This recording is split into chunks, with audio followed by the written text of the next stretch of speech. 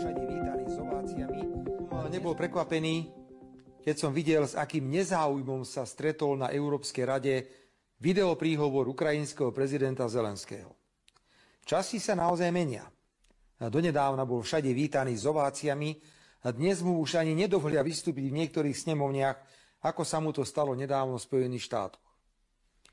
Z rokovania Európskej rady o Ukrajine bolo cítiť strašnú únavu.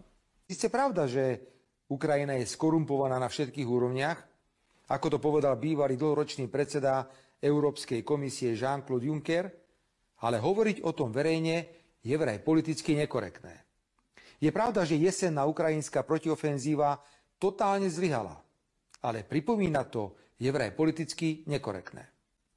Európska únia slepo kopíruje politiku Bidenovej administratívy a namiesto toho, aby ponúkla nejaké mierové riešenia, len valí a valí peniaze a zbranie do Kieva.